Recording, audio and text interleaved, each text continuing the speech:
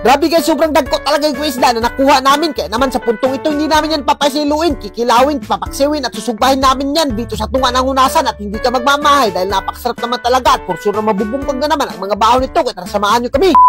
Ngayong araw na ito guys, kinuha ko na kaagad yung mahiwagang sugbahan natin at pati yung kalo na pinakapambato natin para hindi tayo mapagtong doon sa dagat. At speaking of dagat guys, pupunta nga pala ako ng dagat dito. At ayan na nga guys, transisyon na kaagad tayo. Nakarating na ako dito sa tunga ng dagat namin at wala nga palang hunas dito. Kaya naman nagpasundo na ako ng pambot. At dito sa pagsundo ko ng pambot ay nasipyat pa nga yung driver ko na si Kevin dito. At ayan na nga, talagang lumabay sila dahil hindi daw mapatay yung pambot. Pero binalikan nila ako, buti na lang nakabalik pa sila. At ayan na guys, sobrang tuwang-tuwa ako dahil nakasakay na naman ako ulit ng pambot dito.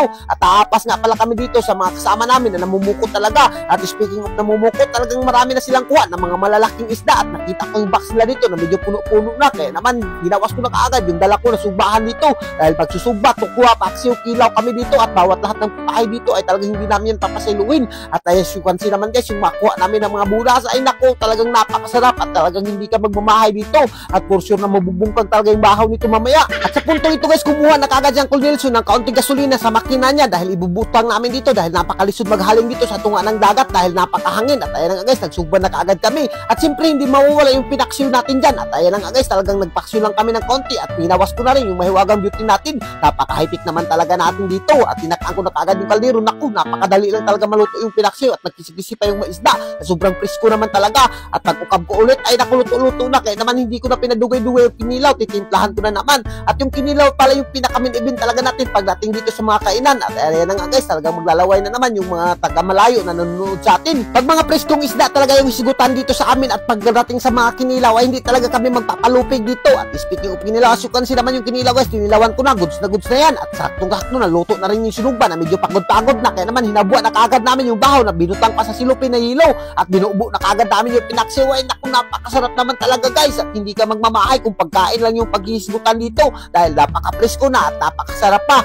At palayo muna tayo sa mga karne dyan, dito muna tayo sa mga isda na napakasarap naman talaga. At alam ko guys, naglalaway na kayo pero huwag kayong magmamahay dito sa akin ha dahil nagbibideo lang talaga ako. Kung gusto nyo makakain ng mga ganito ay naku, pumunta lang kayo dito sa dagat namin dahil napakasarap na. At speaking of masarap, hindi na talaga namin yan pinasaylo, talagang binungkag na namin yung bahaw. At as you can see naman guys, sinabuan ko na kaagad yung bahaw dyan na medyo dukot-dukot pa para mas maging malambot kapag kilaw natin. Alam nyo ba guys, yung pinaksiw kapag dito sa dagat ay naku, hindi ka talagang mamamahay dahil napakasarap talaga. Iwan ko na lang kung bakit, pero naku, talagang hindi namin yan papasayloin, lalo na yung sinugba at kinilaw dyan. At as you can see naman guys, talagang sinima-sima ko na yan dahil sobrang gusto na talaga kami dito. At believe talaga ako dito sa mga kauban ko guys, pag sila talaga yung kasama ko ay talagang mabubusdik talaga yung tiyan ko dito dahil napakasarap yung mga pagkain. Ay naku, talagang hindi ka talaga mapapasmo pag sila yung mga kasama mo. At as you can see naman guys, talagang binanatan ko na kaagad dyan at pati yung kinilaw hindi ko na pinasaylo. Ganito yung mapudripan dito sa amin guys, napakasimple lang no, pero naku, pag tingin mo dito na mga pagkain, alam ko marami nang naglalaway dito sa kakapanood sa akin. At si Ivy nga pala guys, hindi makasama dahil walang magbantay ng aming bata, pero sa susunod isasama ko na naman siya. Pero ngayon ako lang muna yung magbubungkag ng mga bahaw,